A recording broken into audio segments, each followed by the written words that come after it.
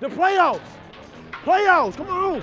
The Washington football team, probably the most improbable playoff team of 2020, kicks off the postseason taking on the Buccaneers, and let's dig right into some of the biggest battles you should pay attention to in this matchup, starting with the obvious, Tom Brady and the Bucs passing attack, which will face off with one of the top passing defenses in all of football this year. Come on. It's Teddy Bridgewater on the arm. It's popped up in the air, and it is intercepted by Cameron Curl. Second fewest yards per game allowed, third lowest rating allowed, third lowest completion percentage allowed, third lowest yards per attempt allowed. This young man is making a name for himself. Washington also finished with the second most interceptions, and important in this matchup, they gave up the fewest passes of 20-plus yards this season. Safety does a great job. That sets up quite the battle with Tom Brady because he loved to air it out deep this year. I said, hey, getting great protection. Hang in there, baby. You got it. No QB had a higher intended air yards average than Brady this season, and in turn, they finished in the top 5 in completed passes of 20-plus yards. Throws a deep ball downfield to Scotty Miller. Touchdown, Tampa Bay! Boom, baby. Brady ended up throwing 40 TD passes overall, the most he's thrown in a season since 2007 when he threw 50. No risk it, no biscuit. And boy, the biscuit tastes really good. He averaged close to 290 yards per game, put up a rating over 100. Nice job, boys. Way to hang in there.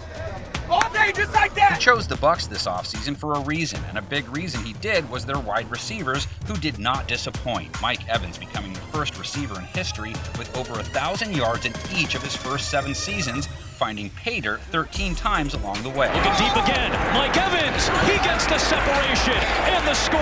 Evans did hurt his knee last week and it looked bad at first, but early reports indicate he may have avoided anything serious and he could be ready to go this week. And another touchdown. Then there's Chris Godwin, who also would have topped 1,000 yards, save for missing 4 games with injuries. That is a mismatch right from jump. But Brady's embarrassment of riches doesn't end there. Antonio Brown landed in their laps mid-season, and he seemed to find his groove down the stretch, scoring 4 times in their last 3 games. Antonio Brown spins into the end zone for a touchdown. And finally, there's Gronk. Rob Gronkowski only had one 100-yard game this year, but he caught 7 TD passes and is capable of being Brady's go-to guy at any given moment. Holy guacamole! Got one.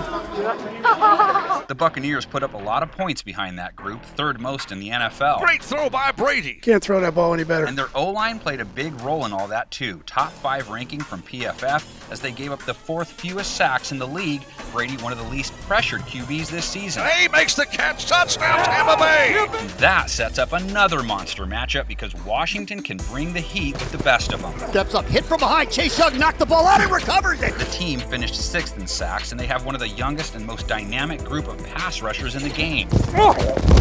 Montez Sweat led the way in getting to the QB with 9 sacks. You go backwards, and that's where Montez Sweat's going to end up. And Chase Young ended his rookie year with 7.5 sacks, along with 4 forced fumbles and 3 fumble recoveries. Look out. Hello, Chase Young. Washington's ability to pressure the QB and contain passing attacks made them the 4th hardest team to score on, the 2nd hardest to move the ball against. We good. We spotted them 10 last time we played them, didn't we? And usually when you're that good on those 2 fronts, you're good on 3rd down and in the red zone, which Washington was. He's got nowhere to go. Tackled behind the line of scrimmage, loss of 2. Here again, you have a strength versus strength battle because the Bucs were 11th best on 3rd down and 7th at scoring TDs once inside the 20. That's unguardable. The X factor matchup when the Bucs have the ball shows up in the run game because Ronald Jones had a great year, over 5 yards a carry, close to a 1,000-yard season. Rojo to the 40. Rojo to the 50. Jones would have cracked the 1K barrier too. He just didn't get turned to all that often as only 3 teams ran the ball less than the Bucs. You don't just take it, you give it, and that's what Ronald Jones did. Washington played the run well enough, holding teams to 4.2 a carry. Popped out by Chase Young, fumble, and Washington takes over. However, no team played the run better than Tampa Bay did. 3.6 yards per carry allowed, fewest rush yards per game allowed. They draw Antonio Gibson in this one, and the rookie flashed plenty of promise throughout the year. They will keep doing it until you stop it. Gibson punched in 11 TDs, averaged a healthy 4.7 yards per carry. That is Gibson, and he is gone. A small red flag that pops up, though, his best games came against some of the weaker run defenses in the league. He had 2 100-yard games, both against the Cowboys, who had the worst run defense in football. Up and all the way to the house is Antonio Gibson. But running the ball wasn't really Washington's preferred way to travel, as they too were a pass-first team. Cuts through a tackle at the 40. What up, 17? Alex Smith was one of 3 QBs to drive the Washington bus this year, and will be behind the wheel in this game. Smith played 8 games total. His personal numbers weren't great. 6 TDs, 8 interceptions. His rating not even cracking 80. That is one unbelievable interception right there. But the stat Washington fans care most about with Smith is his record. He was 5-1 on a 7-9 team. Throws to the left sideline, has Thomas caught at the 5. Their passing attack was built around 3 guys for the most part. Terry McLaurin building on his rookie year by going over 1,000 yards in his sophomore season. What a difference Terry McLaurin makes to this offense. Tight end Logan Thomas also emerged as a threat. Thomas leading the team in TD receptions while picking up over 70 catches. Reaching up and making the grip. And when all else failed, there was the security of J.D. McKissick out of the backfield. Into the end zone, touchdown. Now, Washington may have thrown more than they ran, but it still wasn't a strength for them. But stopping passing attacks wasn't a strength for the Bucs either. Too many yards after contact. Too many yards after contact. Rating allowed and yards per game allowed were subpar, and only 3 teams gave up a higher completion percentage than they did. Tyreek Hill over the shoulder, 15-yard line, cuts it back inside. He backflips into the end zone. However, they came up with plenty of splash plays against the pass, finishing tied for the 7th most interceptions. And it's intercepted by Pierre-Paul. Those picks helped Tampa Bay hold teams to the 8th fewest points per game and the 6th fewest yards per game.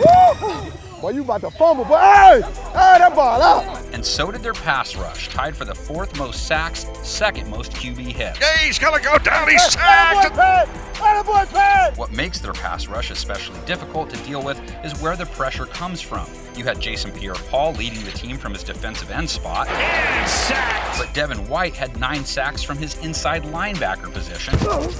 I'm on your ass, boy. I'm telling you. Then there was Shaq Barrett. He had 8 coming off the edge. Barrett is somehow got him. And Ndamukong Suh chipped in with 6 from the middle of the trenches. A sack for Suh. Holding them at bay will be a challenge for Washington's O-line, as only one team gave up more sacks than the team did this year. You can feel the pressure now starting to have an impact. So what does this all pencil out to for you? Sure, Washington made it into the dance while losing more games than it won, but guess what their record is now?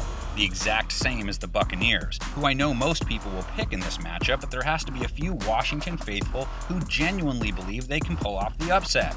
Let's see all those predictions fill that comment section up. We will fill our graphic up with ours, and since it's playoffs, we've got a few extra to offer up.